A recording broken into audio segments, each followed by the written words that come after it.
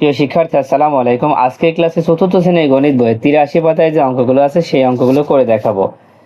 তোমরা সবাই 83 পৃষ্ঠা বের করে দেখো। প্রথমে 3 নাম্বার দিয়ে লেখা আছে 3, 4 ও 6 এর প্রথম 10টি করে গুণিতক লেখি। দেখো, আমরা গত ক্লাসে গুণিতক কি সেটা শিখেছি।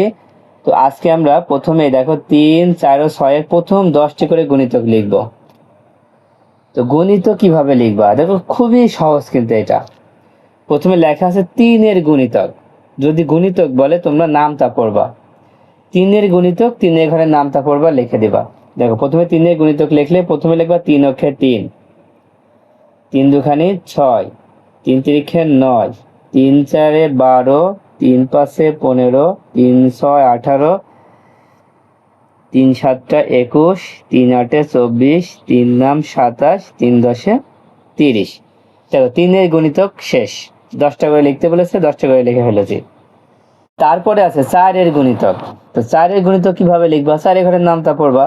দেখো, 4 অক্ষে 4, 4 দুখানি 8, 3 চারে 12, 4 চারে 16, 4 পাঁচে 20, 4 ছক 24, 4 সাতটা 28, 4 আটে 32, 4 নাম 36, 4 দশে 40। তারপরে আছে 6 এর গুণিতক। 6 এর ঘরের নামটা পড়ো। 6 অক্ষে 6, 6 দুখানি 12, 3 ছয় 18, 4 ছক 24, 5 ছক 30, 6 ছক 36, 6 সাতটা 42, 6 আটে 48, 6 নাম 54, 6 দশে 60। 3 নম্বর অঙ্কটা কিন্তু আমরা শেষ করে ফেলেছি। গুণিতক লিখতে বলেছে, আমাদের গুণিতক লেখা শেষ। এবার 4 নম্বর অঙ্কটা খেয়াল করো। লেখা আছে রিয়াদ তাদের আম বাগানের 8টি গাছ থেকে যথাক্রমে 8টি, 10টি, 12টি, 16টি, 24টি, 28টি, 32টি ও 36টি করে আম পাড়লো। গাছ থেকে পাড়া আমের সংখ্যার মধ্যে 8 এর গুণিতকগুলো খালি ঘরে লিখি। তার মানে বলা হচ্ছে এখানে যে আমগুলো পাড়া হয়েছে, কোন সংখ্যা হচ্ছে 8 এর গুণিতক সেগুলো লিখতে হবে। তো 8 এর গুণিতক বের করতে হলে আমাদের 8 এর ঘরের নামটা পড়তে হবে। তো 8 এর ঘরের নামটা পড়ো। দেখো, 8 এর ঘরের নামটা পড়লে প্রথমে 8 অক্ষে 8। দেখো, এখানে কিন্তু 8 আছে, তার মানে খালি ঘরে আমরা 8 লিখে দিব। তারপরে দেখো, 8 দুখানি 16, 16 আছে, 16 কিন্তু আছে, তার মানে 16 আমরা এখানে লিখে দিলাম। তারপর 3 আটে 24, দেখো 24ও আছে, এখানে আমরা 24 লিখে দিলাম। তারপর 4 আটে 32, 32ও আছে, আমরা এখানে 32 লিখে দিলাম। আর কিন্তু হবে না, কারণ 5 আটে 40, এখানে 36 পর্যন্ত দেওয়া আছে। দেখো, 4 নম্বরটাও কিন্তু আমরা খুব সহজে করে ফেললাম। 8 এর গুণিতক নামটা পড়ে বের করে ফেললাম। তারপরে 5 নম্বরটা খেয়াল করো। শ্রেণী মূল্যায়নে 7 জন শিক্ষার্থীর গণিত বিষয়ের নম্বর যথাক্রমে 15, 37, 25, 36, 40, 18 ও 30। 7 জন শিক্ষার্থীর গণিত বিষয়ের নাম্বার এখানে দেওয়া আছে। এখন বলা হচ্ছে নম্বরগুলোর মধ্যে যেগুলো 9 এর গুণিতক তা নিচের খালি ঘরে লিখি। তাহলে 9 এর গুণিতক কোনগুলো সেগুলোই খালি ঘরে লিখব। তো 9 এর গুণিতক বের করতে হলে 9 এর ঘরের নামটা পড়তে হবে। 9 এর ঘরের নামটা পড়ো। প্রথমে দেখো 9 9, 9 তো এখানে নাই, 9 দুখানি 18, দেখো 18 কিন্তু আছে, এই যে এখানে 18 আছে, তার মানে এখানে আমরা 18 লিখে দিব। তারপরে 3 নাম 27, 27 কিন্তু নাই।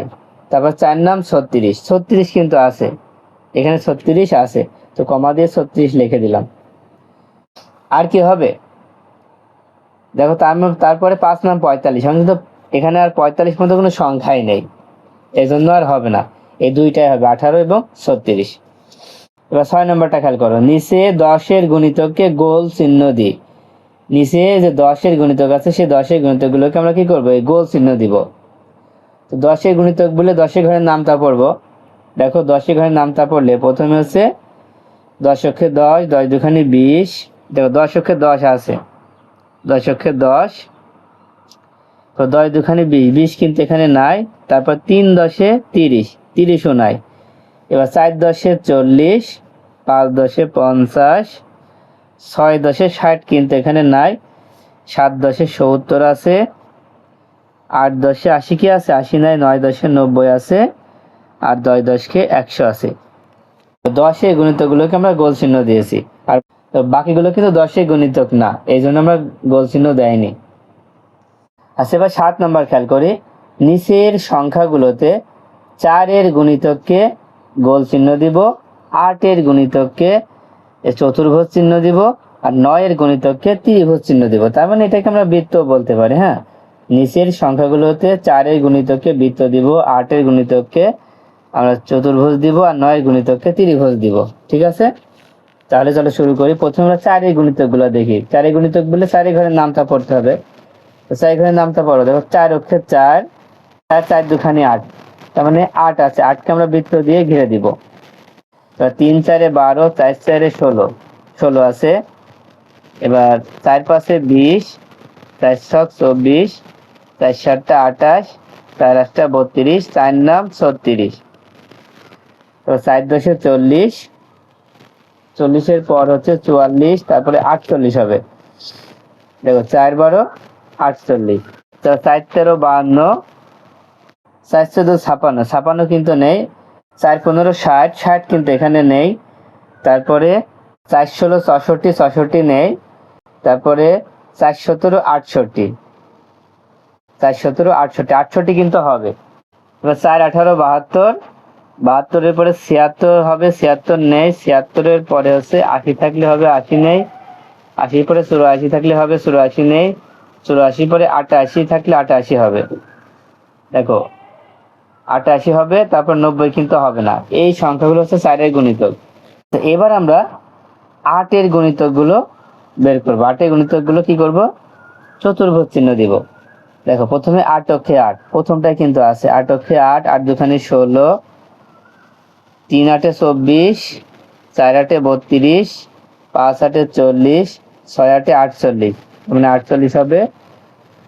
7 8 56, 56 নেই। 8 8 64, 64 নেই। তারপরে 8 নাম 72, 72 আছে। তারপরে 8 10 80, 80 নেই। তারপরে 8 11 88, তার মানে 88 হবে। মানে 88 পর্যন্ত হচ্ছে। তাহলে 8 16 48 72 88। দেখো এবার আমরা 9 এর ঘরের নামটা পড়ব। 9 এর ঘরের নামটা পড়ো। দেখো প্রথমে 9 অক্ষে 9, 9 দুখানি 18, 3 নাম 27, তার মানে একবারে 27। এটা কিন্তু ত্রিভুজ চিহ্ন হবে। ঠিক আছে, ত্রিভুজ চিহ্ন দিই। প্রথমে আমরা 27কে পেয়েছি। তারপরে 4 নাম 36, এটাও কিন্তু হবে। 5 নাম 45, 45 নেই। 6 নাম 54, 54 নেই। 7 নাম 63, 63 আছে। 8 নাম 72, 72টাও হবে। 9 নাম 81, 81টাও হবে। আর 9 10 90, 90টাও হবে। তার মানে দেখো 27, 36, 63, 72, 81, 90। দেখো 7 নম্বর অঙ্কটাও কিন্তু আমরা করে ফেললাম। এবার 8 নম্বর অঙ্কটা খেয়াল করো। 8 নম্বরের অঙ্কে আছে শূন্য স্থানে সঠিক সংখ্যা বসাই। শূন্য স্থানে কি সঠিক সংখ্যা বসাতে হবে। প্রথমে 1 নম্বরে আছে 3 গুণ 7। দেখো 3 7 21, তাই 21 হলো 3 ও 7 এর গুণিতক। দেখো 21 হচ্ছে 3 এরও গুণিতক, আবার 7 এরও গুণিতক। গুণ দিয়ে যে দুইটা সংখ্যা পাবো সেই দুইটা কিন্তু গুণিতক হবে। তার মানে 21 হলো 3 এরও গুণিতক, আবার 7 এরও গুণিতক। এবার 2 নম্বর খেয়াল করো, 8 গুণ 9, তার মানে 8 নাম 72, তাই এই 72 হলো 8 এবং 9 এর গুণিতক। দেখো 72 হলো 8 এবং 9 এর গুণিতক। এই 72 কিন্তু এখানে লিখতে হবে। 72 হলো 8 এবং 9 এর গুণিতক। তারপর 3 নাম্বার খেয়াল করো, 3 গুণ 4 গুণ 5, এই তিনটা সংখ্যা গুণ করলে হবে হচ্ছে 60। তাই 60 হলো, দেখো এই তিনটা সংখ্যারই কিন্তু গুণিতক। 3 এর গুণিতক, 4 এর গুণিতক, আবার 5 এর গুণিতক। তাহলে আমরা বলতে পারি 60 হলো 3, 4 এবং 5 এর গুণিতক। এবার 4 নম্বরে আছে 13 সংখ্যাটি।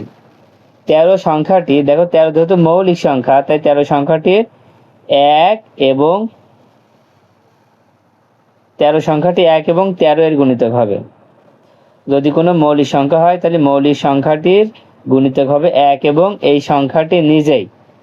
মৌলিক সংখ্যা হলে গুণিতক হবে 1 এবং এই সংখ্যাটি নিজেই, তাই হবে 13 সংখ্যাটি 1 এবং 13 এর গুণিতক।